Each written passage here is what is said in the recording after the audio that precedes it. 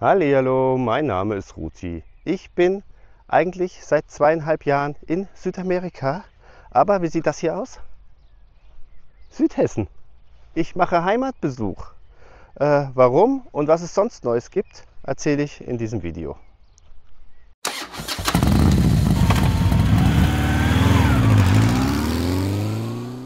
Ja, das hier ist meine Heimat im schönen Südhessen. Und ihr seht schon, Distanz, das ist neu, denn ich habe mir auch natürlich in Deutschland jetzt ein paar neue Sachen gekauft. Eigentlich war der Grund hierher zu kommen, dass ich meine Mama besuchen will. 2 Jahre und 4 Monate war ich jetzt nicht mehr in Deutschland und da habe ich gedacht, oh, ich könnte mal wieder vorbeischauen und Mama Hallo sagen und mal gucken, wie Deutschland sich so verändert hat. Als ich losgefahren bin, war ja noch groß Pandemie. Ich glaube, bis ich in Südamerika war, habe ich 6 Tests gemacht oder so. Ja, könnt ihr ja noch mal nachschauen, wenn ihr Lust habt, in den alten Videos. Organisatorisch, wie habe ich es gemacht? Ich bin von Bogota, Kolumbien geflogen. Kein Direktflug.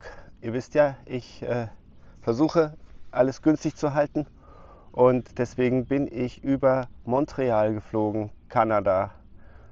Ich glaube 6 Stunden bis Montreal und dann nochmal 7 Stunden bis Frankfurt.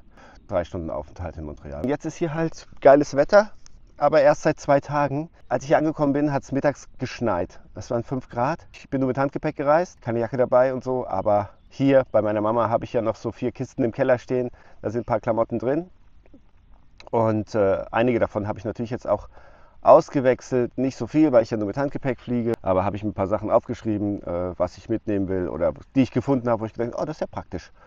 Also was macht man so in Deutschland, wenn man quasi seit 2,5 Jahren in Südamerika ist? Ich war jetzt in Kolumbien, habe ich schon gesagt, da gibt es quasi alles. Also es ist gar nicht mehr so groß die Not gewesen, jetzt so viele Sachen aus Deutschland mitzubringen.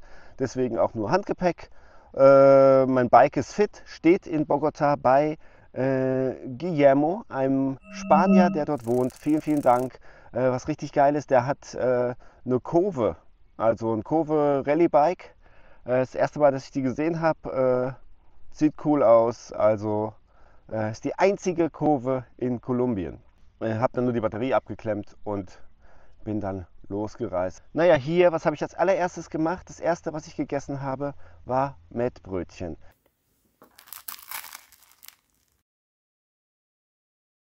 Nach einer Zeit ist das halt alles weggegangen, dass ich irgendwie Essen vermisst habe. Aber 2 Sachen habe ich immer gedacht, so, die hatte ich Bock drauf. Mettbrötchen und Handkäse mit Musik. Handkäse mit Musik ist hier hessische Spezialität. Und Mettbrötchen kennt ihr ja mit Zwiebeln. Und Mettbrötchen war tatsächlich das erste, was ich gegessen habe. Richtig geil, rohes Schweinefleisch. In den meisten Ländern ist es sehr, sehr komisch, das zu essen. Ja, ich habe natürlich auch rohes Rindfleisch, Tatar habe ich mir auch gegönnt. Ganz viele typische deutsche Sachen, die einem vielleicht gar nicht so einfallen, aber die nach 2,5 Jahren total besonders sind, gerade essensmäßig. Ne? Der Döner, ich habe glaube ich in 40 Ländern oder so Döner gegessen. Ich kann sagen, in keinem Land ist der Döner so geil wie hier. Es gibt natürlich in Arabien geile Kebabs und so, aber das ist nicht wie ein Döner hier. Ne? Mittlerweile kostet er 8 Euro. Ich habe dann trotzdem mit Käse genommen und noch einen Uludag dazu, 10er. 3-mal habe ich es gegessen, das war es mir wert. Was noch? Spezi ist auch, Fanta und Cola gibt es überall, aber diese Mischung Spezi, anscheinend ist es nur ein Ding in Deutschland. Und was ich überraschend fand, ich habe dann auch, bei Instagram habe ich es immer so gepostet, was mache ich typisch Deutsches. Und da habe ich dann Spaghetti-Eis gegessen. Und da war wirklich, das größte Feedback war auf Spaghetti-Eis. Sowas haben die Leute noch nie gesehen. Das scheint sehr, sehr deutsch zu sein. Selbst Österreicher haben mir geschrieben so, ey, das habe ich noch nie gesehen, komisch. Ein Kochkässchnitzel ist auch was typisch Südhessisches hier aus der Region. Ich war im Biergarten natürlich. Das Bier ist natürlich viel herber in Deutschland. Und ja, als ich so ein Jever getrunken habe, habe ich gedacht so, boah, ich kann es nicht mehr trinken. Also so ein herbes Bier habe ich also gar nicht getrunken in Südamerika. Ansonsten habe ich natürlich viele Freunde getroffen. Das war natürlich jetzt, ich war jetzt 3 Wochen hier. Es war natürlich nicht so einfach, jeder Tag war voll, jeden Tag irgendjemand treffen. Manche Leute habe ich nicht getroffen. Ja, tut mir leid. Und ich war 2-mal krank hier. Also weiß nicht warum. Das deutsche Klima ist mir nicht bekommen. Was habe ich mir besorgt? Ich habe mir ein neues Handy besorgt. Meins, ich habe es ja schon mal erwähnt, meine Ladefunktion ging überhaupt nicht mehr. Also man konnte es da unten nicht mehr gescheit laden. Man konnte es laden, wenn man ein gescheites Kabel hatte und das hin und dann niemand darf den Tisch berühren oder so, weil sofort du es berührst, hat es dann nicht mehr geladen und so weiter. Ich hatte ja das Problem gelöst, Quad-Lock Wireless Charger am Motorrad konnte ich dann immer laden mit Induktiv, super geil. Jetzt, wo ich das auch ein paar tausend Kilometer gefahren bin, kann ich sagen, ich will nie wieder ohne das fahren. Das ist echt das Allergeilste. Und natürlich brauchte ich dann, ich habe jetzt hier Google Pixel Phone, mein erstes Google Phone. Und habe ich dann auch hier, Quad-Lock haben mir direkt eine neue Hülle dafür geschickt. Man braucht ja dann die passende Hülle, ist erledigt. Dann, ja, Wireless Mikrofon. Ich bin ja die ganze Zeit mit dem Mikrofon mit Kabel, GoPro 7, Rode und habe das die ganze Zeit auch in Patagonien und so. Ich habe das ja nie, wenn es geregnet hat, nie abgemacht und so. Normalerweise war es auch so, wenn das Wasser gekommen ist, war es vielleicht so 2 Tage so dumpf und dann war es wieder trocken.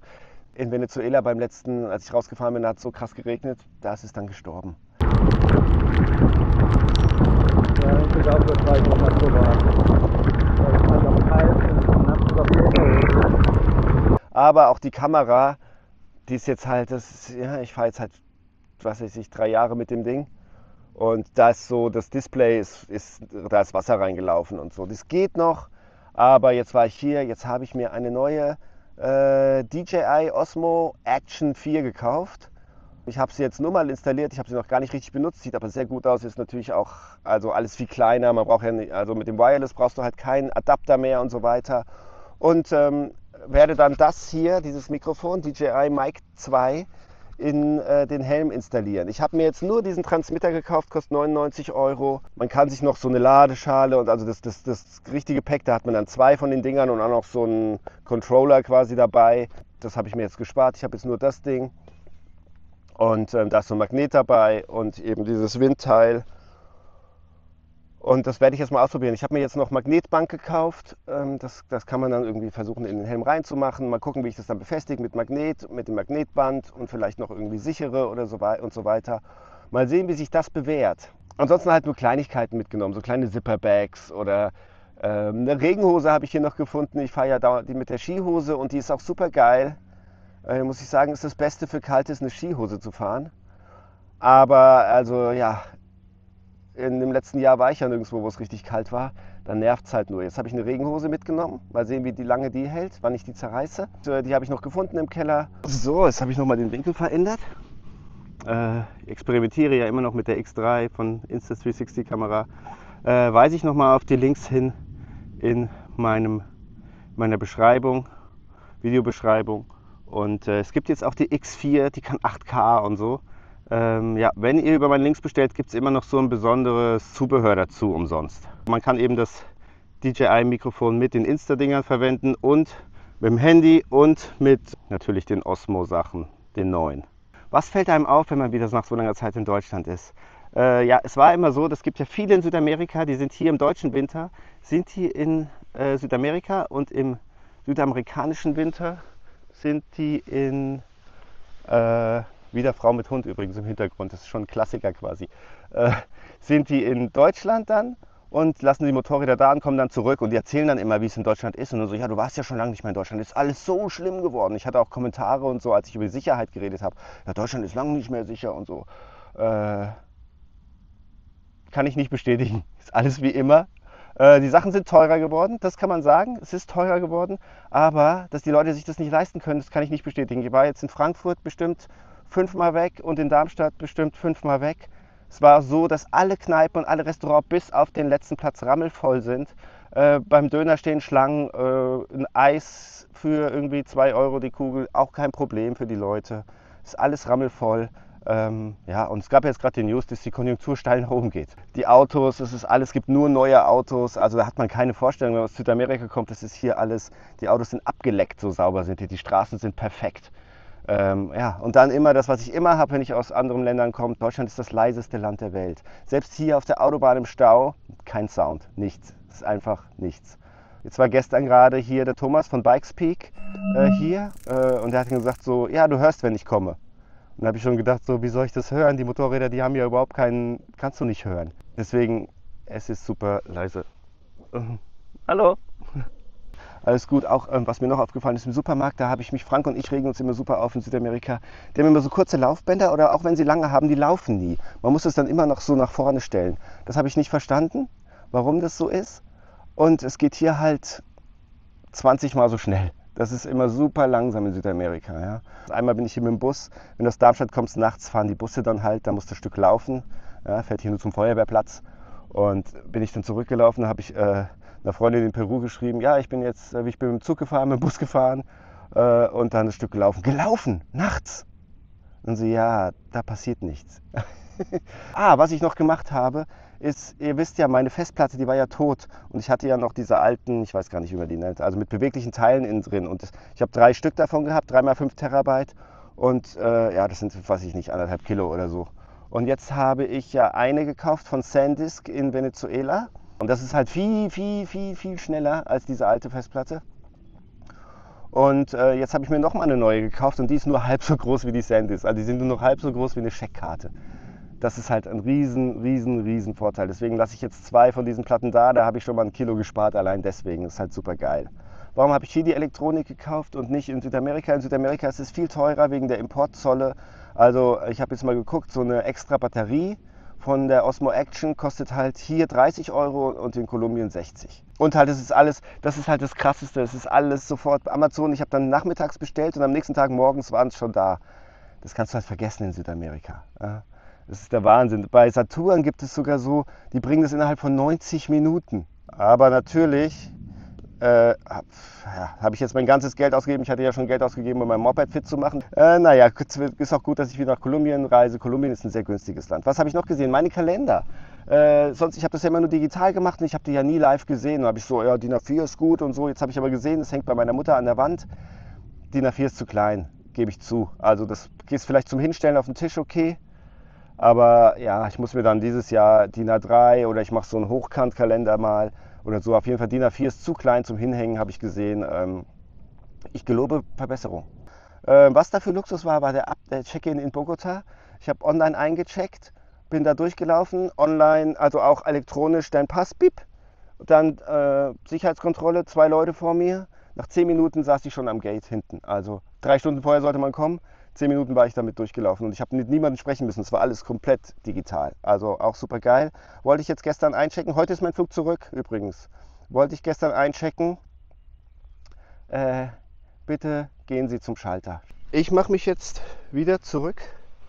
Auf den Weg noch was frühstücken. Und dann muss ich zum Flughafen fahren, um diese Sache zu regeln, was die wollen. Warum ich nicht online einchecken kann.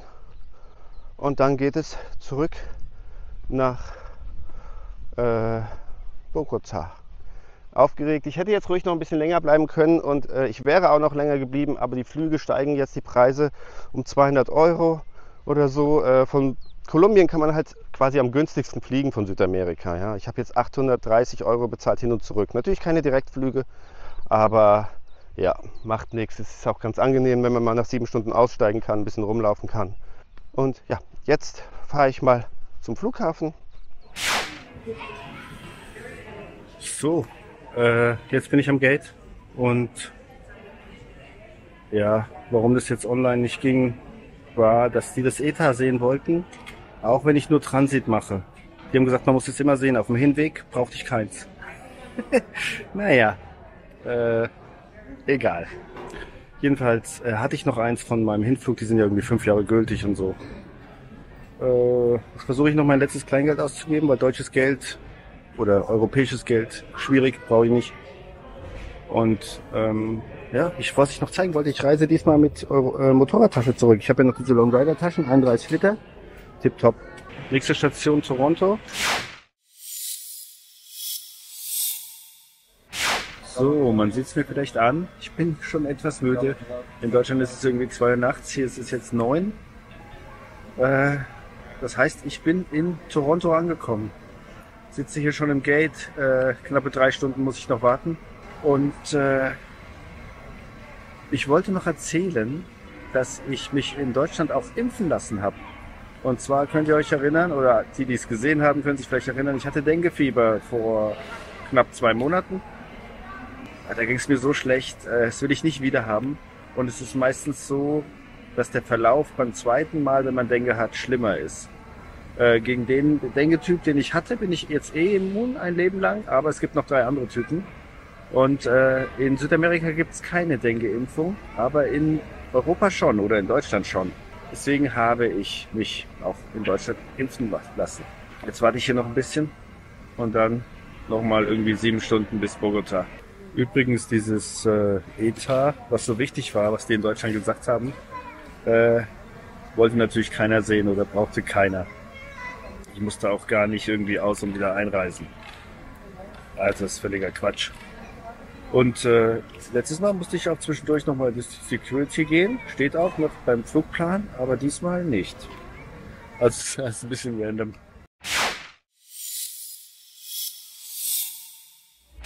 So, 5:16 Uhr in Bogota. Ich muss jetzt noch ein bisschen warten, bis ich abgeholt werde. Ich wohne nämlich in den Bergen, oder diejenigen, bei denen ich wohne, die wohnen in den Bergen. Ich bin gut müde, obwohl ich ein bisschen geschlafen habe, aber so eine 20-Stunden-Trip schlaucht mal mehr, mal weniger. Auf dem Hinweg war ich nicht so geschlaucht irgendwie, aber jetzt bin ich fertig. Mal gucken, wie mir die Höhe bekommt. Hier ist ja auch über 2500 Meter, da wo ich in den Bergen ist dann über 3000 Meter. Letztes Mal hatte ich mega Kopfweh. Mal gucken, bis jetzt ist alles noch okay. Und jetzt hier noch ein bisschen Frühstück. Und dann werde ich abgeholt. Einreise hat übrigens problemlos geklappt. Keiner wollte was, 90 Tage, boom. 27 Stunden nachdem ich bei meiner Mutter aufgebrochen bin, bin ich angekommen. Wir haben natürlich noch 1000 Bekannte eingesammelt und so weiter. Man sieht es, da ist die Rai, da sind die Hunde, das ist der Vater und die Familie. Da haben wir noch irgendwie andere Mädels aufgesammelt. Und es ist ja hier auch in den Bergen, da fährt man ein Stückchen. Und heute ist noch ein Feiertag. Da fahren ganz viele mit dem Fahrrad rum und Straßen sind gesperrt, deswegen hat es auch noch mal länger gedauert.